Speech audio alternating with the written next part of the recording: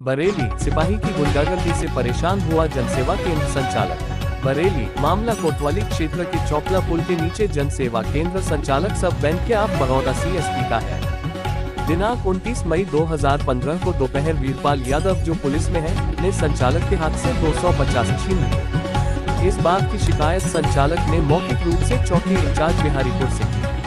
आज दिनांक 31 मई को वीरपाल यादव पुनः मेरे जनसेवा केंद्र पर आया और मारपीट करने लगा। संचालक जन सेवा केंद्र चलाता है, नकद लेने देन करता है। संचालक को वीरपाल यादव, जो पुलिस में होने की धमकी देकर उसको परेशान करता है, जिससे संचालक को जान माल का नुकसान होने का भी खतरा है। देखिए किस तरह से परेशान है संचालक सिपाही की गुंडागर्दी से। आपका? मेरा नाम सौरभ पाल है। कहाँ रहते हैं? मैं चौपला पीली कोठी रहता हूँ। क्या मामला था? चौपला पीली कोठी के नीचे ही मेरी अपना जनसेवा केंद्र की दुकान है, जिससे मेरा बैंक ऑफ बड़ौदा का बैंक PC पॉइंट भी चलता है। ठीक है, तो अब एक वीरपाल सिपाही हमारे यहाँ बहुत पहले से ही अब आते थे, अपना का पुलिस का काम कराने आते थे। ठीक है, कभी कभार अगर जैसे कि पैसे निकालने का उन्हें जरूरत होती थी तो पैसे भी निकलवाने आते थे, लेकिन कुछ समय से उनकी शराब की प्रवृत्ति बढ़ गई थी और उन्होंने मुझसे उधार भी कर लिया था अपना काम कराते कराते। तो मैंने उनसे मना कर दिया। मैंने कह दिया मेरा पहले पिछला हिसाब आप ले लिया करो, तो उसके बाद में आपका जो है पैसा जो है आपका जो है काम जो है वो मैं करूँगा। लेकिन उन्होंने जो है मेरा पैसा नहीं दिया।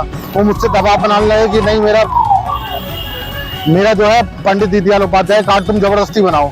मैंने कहा आप उसका चार्जेस लगभग 800 रुपये रहेगा, आप एक काम कर, वो 500 रुपये रहेगा। आपके 4 कार्ड बनने थे, आपको जो भी है आप मेरा पिछला 5 जो है हिसाब जो है आप मुझे तालिका भी कुछ रुपए जमा कर दो। मैंने कहा मैं उसके बिना मैं काम नहीं करूँगा, मेरी रोजी रोटी यही है।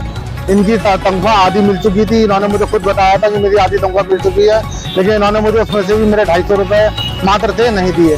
तो सिर्फ इस बात से ये खिसिया गए। परसों इन्होंने मेरे घर के बाहर से, मैं जब नगर निगम एक अपना फॉर्म जमा करने जा रहा था, तो इन्होंने मुझसे 300 रुपये मैंने अपने चाय वाले दुकानदार से उधार लिए थे। इन्होंने मेरे हाथ में रुपए देखे और वो पैसे मुझसे छीन लिए। लेकिन 500 का नोट नीचे गिर गया, वो 50 रुपए का एक नोट नीचे गिर गया था, तो 300 रुपये में से 250 रुपये ये मुझसे छीन के ले गए। तो उसके बाद फिर ये आज आए मेरी दुकान पर और मुझसे माराथोड़ी करने लगे। बोले तू बहुत बोलता है, बहुत ज्यादा तेरे दिमाग बढ़ गया है।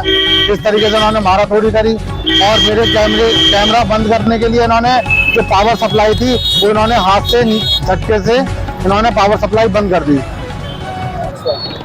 जी, अब आप क्या चाहते हैं? मैं इनके खिलाफ उचित कार्रवाई चाहता हूँ। पुलिस प्रशासन अगर जनसेवा केंद्र इस तरीके से काम नहीं करेंगे, क्या पुलिस ही करती रहेगी इस तरीके से? इसकी शिकायत अभी आपने कहाँ करी?